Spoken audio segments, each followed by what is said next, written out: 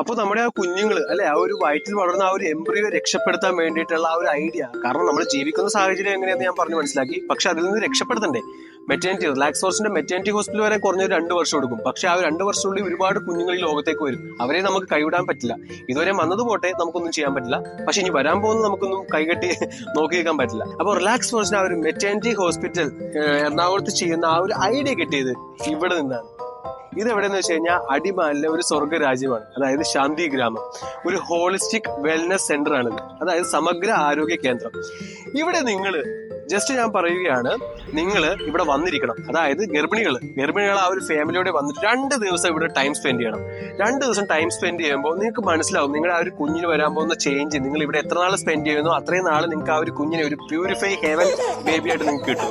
അത് എങ്ങനെയാണെന്നല്ല ഇനി ഞാൻ പറയുന്നില്ല. ഇവിടുത്തെ ഡോക്ടർ ഒരു 30-35 വർഷം എക്സ്പീരിയൻസ് ആയിട്ടുള്ള ഗൈനക്കോളജിസ്റ്റ് ആണ് ഈ ഒരു സ്ഥാപനം നടത്തുന്നത്. അവര് പറയുന്നത്.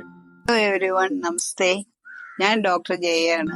35 വർഷമായിട്ട് ഞാൻ ഗൈനക്കോളജിസ്റ്റായിട്ട് വർക്ക് ചെയ്യുന്നു. എറണാകുളം ജനറൽ ആശുപത്രിയിലായിരുന്നു. ഒരുപാട് പ്രസവ കേസ് ഞാൻ അറ്റൻഡ് ചെയ്തിട്ടുണ്ട്. മാത്രമല്ല ഗർഭിണികൾ എന്ന് പറയുന്നത് എൻ്റെ വീക്ക്നെസ് ആണ്.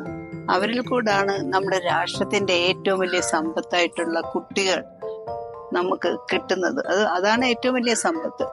പക്ഷെ പണ്ടത്തെ കുട്ടികളുടെ അത്രയും ആരോഗ്യം ഇപ്പോഴത്തെ കുട്ടികൾക്കും അവരെ പ്രസവിക്കുന്ന അമ്മമാർക്കും ഉണ്ടോ എന്ന് ചോദിച്ചാൽ ഇല്ല. കാരണം എന്താണ്? ശുദ്ധമായ വായുവാണ്. ശുദ്ധമായ വായു എന്ന് പറയുമ്പോൾ നമുക്കിപ്പം ഒന്ന് അളന്ന് നോക്കിയാൽ തന്നെ എറണാകുളം പോലുള്ള സിറ്റിയിൽ, എല്ലാ സിറ്റിയിലും, ഈവൻ വില്ലേജസ് പോലും സിറ്റി ആയിട്ട് മാറിയിട്ടുണ്ട്.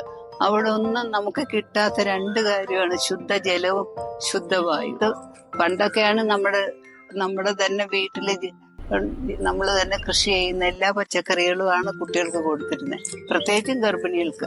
ഗർഭാവസ്ഥയിൽ അവർ കഴിക്കുന്ന ഭക്ഷണത്തിന്റെ കോംപ്ലിക്കേഷൻ അല്ലെങ്കിൽ സൈഡ് ഇഫക്റ്റ് ആണ് പലപ്പോഴും കുട്ടികളുടെ ജന്മവൈകല്യത്തിന് കാരണമാകുന്നത്.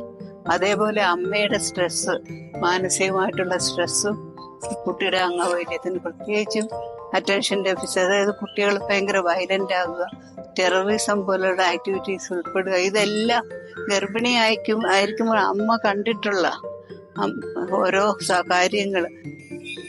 അപ്പോൾ നമ്മൾ ഇതിനുള്ളൊരു സൊല്യൂഷനായിട്ട് ഞങ്ങൾ തീർത്തെടുത്തതാണ് ഈ ശാന്തിഗ്രാം.